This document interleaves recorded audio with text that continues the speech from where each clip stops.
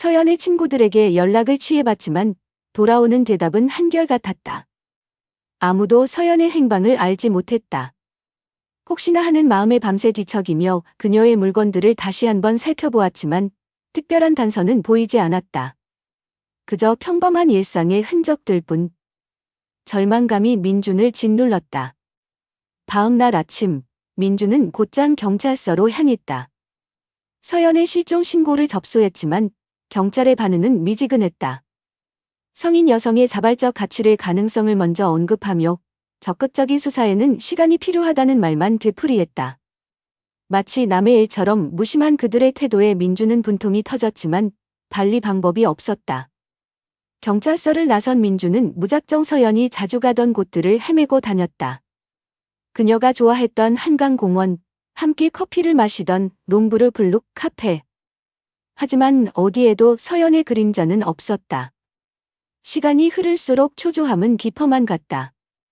집에 돌아온 민준은 처음으로 아내의 서랍을 뒤지기 시작했다. 지난 10년간 단 한 번도 열어본 적 없는 그녀만의 공간이었다. 하지만 그 안에는 평범한 서류들과 화장품, 액세서리뿐 실종과 연관지을 만한 것은 아무것도 발견되지 않았다. 그날 밤 민준은 뜬 눈으로 밤을 지새웠다. 침대에 누워 함께 찍은 사진들을 하염없이 바라보았다. 사진 속 서연은 언제나처럼 밝게 웃고 있었다. 저 미소 뒤에 어떤 고민이 숨겨져 있었던 걸까? 대체 왜 아무 말 없이 사라진 걸까? 머릿속은 온통 물음표로 가득 찼다. 다음 날 민준은 건축설계 사무소 팀장 자리에 휴가를 냈다. 평소 철두철미하고 계획적인 성격이었지만 아내의 갑작스러운 실종은 그의 일상을 송두리째 흔들어 놓았다. 그때 문득 뇌리를 스치는 생각이 있었다. 한 달 전 아파트 단지 내 자전거 도난 사건 이후 설치된 CCTV였다. 민준은 곧장 아파트 관리 사무소로 달려갔다. 사정을 설명하고 실종 신고서를 보여주자 관리소장은 마지못해 협조해 주었다. 떨리는 손으로 CCTV 화면을 확인하던 민준의 눈이 한순간 커졌다. 화요일 새벽 4시 12분. 모자를 깊게 눌러쓰고 마스크로 얼굴을 가린 서연이 작은 여행 가방을 끌고 아파트를 빠져나가는 모습이 선명하게 포착되었다. 그녀는 잔뜩 긴장한 얼굴로 주변을 두리번거렸고 평소와는 전혀 다른 불안한 기색이 역력했다. 그리고 더욱 놀라운 것은 그 시간에 아파트 정문 밖에 대기하고 있던 검은색 고급 세단 임페라토르였다. 서연은 망설임 없이 그 차에 올라탔고 차는 칠흑 같은 어둠 속으로 빠르게 사라졌다. 차량 번호판은 흐릿해서 식별할 수 없었다. 그 장면을 본 순간 민준의 심장이 바닥으로 곤두박질 치는 듯했다. 이건 단순한 가출이 아니었다. 서연은 도망치고 있거나 어쩌면 강제로 끌려간 것일지도 모른다. 머릿속이 하얗게 비어버린 채 민준은 화면만 멍하니 바라보았다. 불륜, 도피, 납치, 어떤 끔찍한 상상도 현실이 될 수 있다는 공포가 엄습했다. 분명한 것은 서연이 자발적으로 그 차에 탔다는 점이었다. 하지만 왜? 누구의 차였을까? 민준은 당장이라도 뛰쳐나가 그 검은색 임페라토르 차량을 찾아내고 싶었다. 그때 집으로 돌아온 그의 눈에 현관문 앞에 놓인 작은 종이봉투 하나가 들어왔다. 심장이 다시 한번 철렁 내려앉았다. 민준은 떨리는 손으로 현관 앞에 놓인 작은 종이봉투를 집어들었다. 안에는 서연의 지갑과 그녀의 결혼 반지가 차갑게 놓여 있었다. 그리고 또 한 장의 메모. 미안해요. 당신을 위해서라도 이렇게 해야 했어요. 제발 날 찾지 말아요. 알아볼 수 없는 글씨체로 황급히 휘갈겨 쓴 듯한 메시지는 민준의 머릿속을 더욱 복잡하게 만들었다. 나를 위해서라고? 대체 무슨 의미야? 서연아, 그녀가 무언가로부터 자신을 보호하려 한다는 불길한 예감이 스쳤다. 다음 날 민준은 서연이 재무팀장으로 있는 대신건설 그룹으로 향했다. 서연의 동료인 바가라 씨는 갑작스러운 집안 사정으로 휴가를 낸 서연의 소식에 놀란 표정이었지만 그녀의 불안한 눈빛은 무언가를 알고 있음을 암시했다. 민준이 간절하게 묻자 바가라 씨는 마지못해 입을 열었다.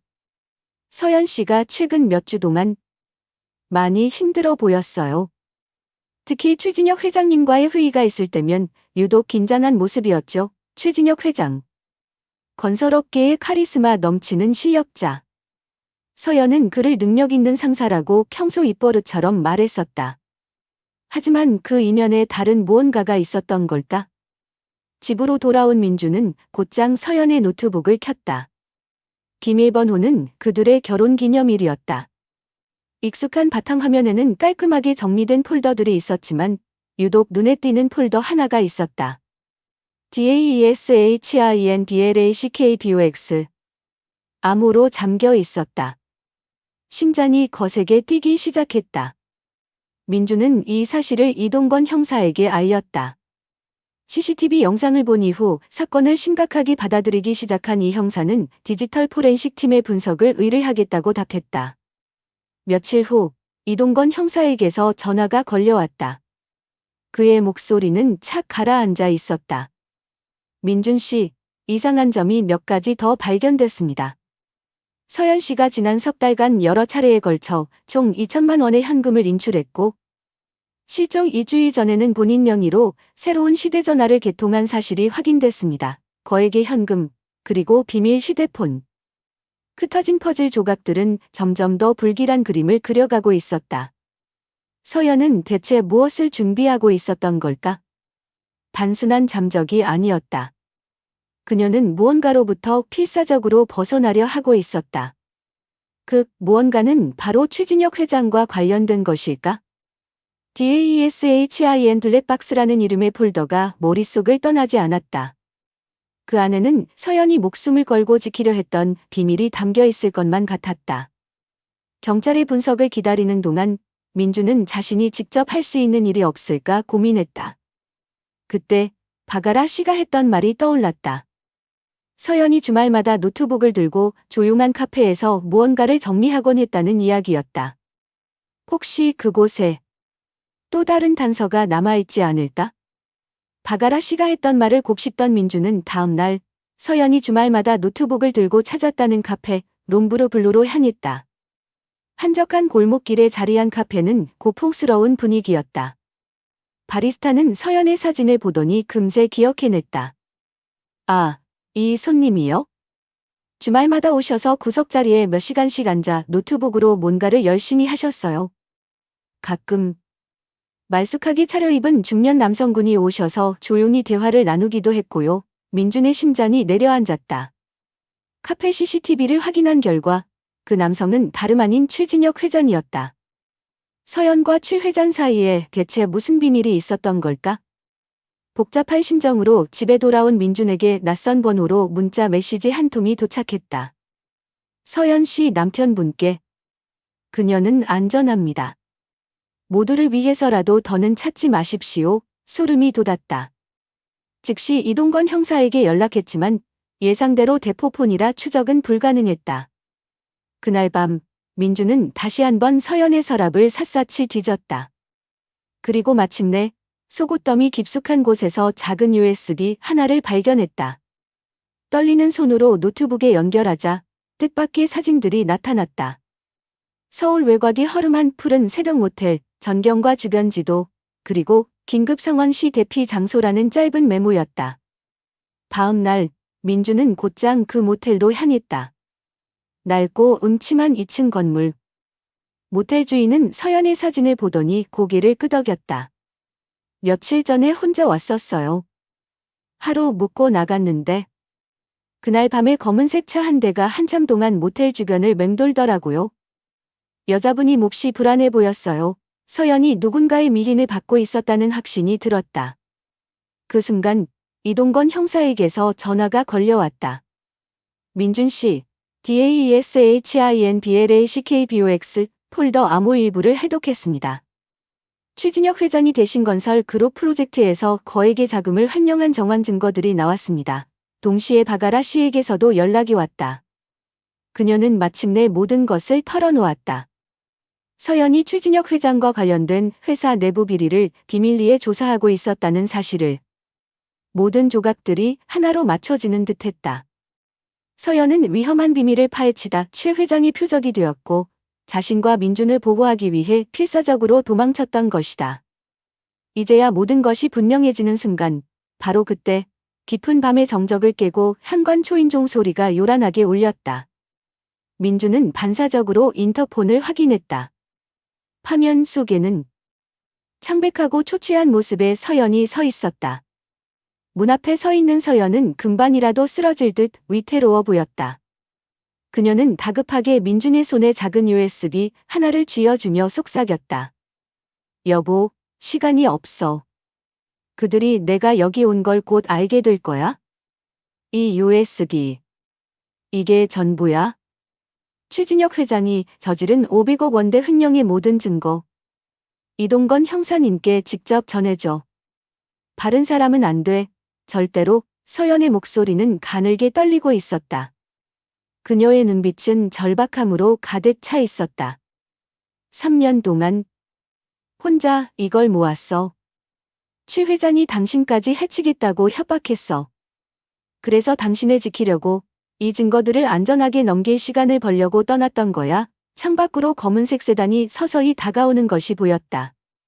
가야 해. 항상 조심하고 절대 혼자 다니지 마. 서연은 절규하듯 말하며 뒷문으로 황급히 사라졌다. 마지막 순간 그녀의 눈에서 눈물 한 방울이 떨어졌다. 민준은 곧바로 이 형사에게 USB를 전달했다.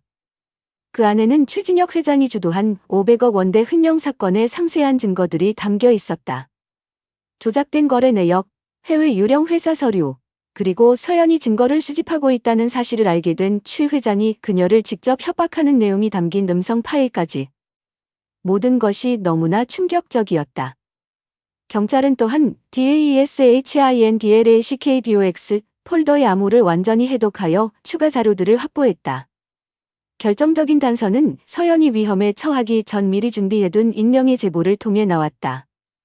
제보는 최진혁 회장이 위조 여권으로 해외 도피를 준비 중이며 마지막 원본 자료들이 숨겨진 낡은 창고 위치를 알려주었다. 이 형사는 즉시 최진혁에 대한 체포 영장을 발부받았다. 민준은 이 형사와 함께 창고로 향했다. 하지만 그곳에는 이미 최 회장의 수하들이 매복해 있었고 민준은 순식간에 인질로 잡혔다. 절체절명의 순간 이 형사의 지휘 아래 경찰 병력이 창고를 포위했고 총격전 끝에 민준은 무사히 구출되었으며 괴한들은 모두 체포되었다. 그들의 자백을 통해 최진혁 회장의 은신처가 드러났고 경찰은 신속하게 그곳을 급습하여 최 회장을 체포했다. 그리고 그곳에서 며칠간 감금되어 굶주렸지만 다행히 크게 다치지 않은 서연을 발견하여 구조했다. 경원에서 제외한 두 사람은 서로를 부둥켜 안고 눈물을 흘렸다. 서연은 민준에게 걱정을 끼친 것에 대해 연신 미안하다고 말했다. 최진혁 회장의 체포 소식은 즉시 언론에 대대적으로 보도되었고 대신건설 그룹 500억 횡령 사건의 전모가 드러나며 세상은 떠들썩했다. 진실이 밝혀지고 정의가 승리하는 듯 보였다.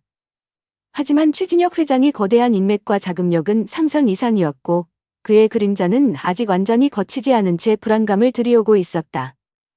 이 형사는 민준과 서연에게 아직 안심하기엔 이르다고 경고했다. 최진혁 회장이 구속으로 모든 것이 끝났다고 생각했던 순간도 잠시 그의 악몽은 생각보다 질기게 이어졌다. 몇 주 후 최 회장은 막강한 인맥과 건강 악화, 도주 우려 없음이라는 어처구니 없는 이유로 보석 석방되었다. 그 소식은 민준과 서연에게 청천벽력과 같았다. 아니나 다를까 그날 밤이었다. 최진혁 회장이 거구의 경호원 2명을 대동하고 민준과 서연의 집 현관 앞에 나타났다. 그는 집요하게 초인종을 누르며 잠긴 문 너머로 대화 좀 합시다. 오해가 있었던 것 같곤 이라며 음산하게 속삭였다. 등골이 오싹해지는 협박이었다. 민준은 즉시 이동건 형사에게 연락했고 이미 상황을 예견하고 잠복 중이던 경찰이 신속하게 출동하여 최 회장 일행을 돌려보냈다. 그날 이후 민준과 서연은 경찰의 보호 아래 안전가옥으로 거처를 옮겨야만 했다. 다행히 최 회장은 보석 조건을 위반한 혐의로 다시 구속되었다. 숨막히는 긴장감 속에서 최진혁 회장의 재판이 시작되었다. 그는 호화 변호인단을 꾸려 서연이 오히려 회사 자금을 횡령했다며 허위 증거를 제출하며 역공을 펼쳤다. 법정 안의 공기는 얼음장처럼 차가웠고 서연은 한때 존경했던 상사의 추악한 민낯에 깊은 절망감을 느꼈지만 무너지지 않았다. 그녀는 이 모든 상황을 예견이라도 한 듯 최 회장이 자신을 함정에 빠뜨리려 했던 계획이 담긴 결정적인 녹음 파일을 미리 준비해두었던 것이다. 그 누구에게도 말하지 않았던 그녀만이 아는 비밀이었다. 녹음 파일을 열기 위한 암호는 민준이 서연에게 처음 건넸던 말, 오늘은 비가 많이 오네요였다. 첫 만남의 설렘이 담긴 그 한마디가 거대한 악을 무너뜨릴 열쇠가 될 줄이야. 서연이 제출한 명백한 증거 앞에 최진혁 회장의 마지막 발악은 처참하게 무너져 내렸다. 마침내 법의 심판이 내려졌다. 최진혁 회장에게는 징역 15년과 함께 불법적으로 축적한 전 재산 몰수형이 선고되었다. 길고 길었던 악몽이 끝나는 순간이었다. 정의는 승리했지만 그들이 치른 대가는 너무나도 컸다. 언론은 연일 승리를 보도했지만 민준과 서연은 최 회장이 보이지 않는 손길, 아직 잡히지 않은 그의 수많은 공범들이 언제 다시 그들의 삶을 위협할지 모른다는 불안감에서 완전히 벗어날 수 없었다. 이동건 형사 역시 아직 끝난 게 아닙니다. 그의 조직은 생각보다 깊고 넓게 퍼져 있습니다. 두 분 모두 각별히 조심하셔야 합니다. 라는 의미심장한 경고를 남겼다. 그렇게 재판이 끝나고 석 달이라는 시간이 흘렀다. 가을비가 창문을 적시는 어느 토요일 오후, 민준과 서연은 서울을 떠나 옮긴 작은 도시의 아담한 아파트 거실에 앉아 있었다. 최진혁 회장 사건 이후 두 사람은 완전한 안전을 위해 정든 곳을 떠나야만 했다. 조금 전 이동건 형사가 다녀갔다. 최진혁 회장이 네트워크가 완전히 와해될 때까지 검찰에서 제안한 증인 보호 프로그램에 참여하는 것이 어떻겠냐는 무거운 이야기였다. 새로운 신분으로 제주도에서 약 1년간 지내야 한다는 조건이었다. 서연은 망설였다. 자신 때문에 민준이 힘들게 쌓아온 건축가로서의 경력마저 포기하게 만들고 싶지 않았다. 하지만 민준의 생각은 단호했다. 당신의 안전과 우리의 평화로운 삶보다 중요한 건 없어. 내 일은 어디서든 할 수 있어. 프리랜서로 일하면 돼. 그의 따뜻한 말에 서연은 결국 고개를 끄덕였다. 제주도로 떠나기 전날 두 사람은 서연이 홀로 숨어 지냈던 푸른 새벽 모텔을 다시 찾았다. 이제는 텅 비어버린 그곳에서 민준은 서연의 손을 꼭 잡았다. 그녀가 느꼈을 극심한 공포와 외로움이 고스란히 전해져 오는 듯했다. 그는 작은 열쇠고리 하나를 꺼내 서연에게 건넸다. 두 사람의 이니셜이 새겨진 세상이 단 하나뿐인 선물이었다. 우리가 어디에 있든 우리는 항상 함께야. 이 시간이 지나면 다시 돌아와 우리의 삶을 이어갈 거야. 다음 날 새벽, 그들은 최소한의 짐과 새로운 신분증을 들고 제주행 비행기에 몸을 실었다. 창밖으로 멀어지는 도시의 풍경을 바라보던 서연의 얼굴에 오랜만에 옅은 미소가 떠올랐다. 처음이야. 거짓말하지 않는 삶, 누군가를 두려워하지 않아도 되는 삶, 당신과 함께하는 이 진실된 삶이 그 순간 민준의 휴대폰으로 최진혁 회장이 남은 공범들이 추가로 체포되었다는 속보가 들어왔다. 한 줄기 밝은 햇살이 구름 사이로 비집고 나오는 듯했다. 그들이 지켜낸 진실과 정의처럼 두 사람의 사랑 또한 그 어떤 위협 앞에서도 굳건할 터였다. 새로운 시작이었다. 진정한 평화와 희망을 향한 용기 있는 첫걸음.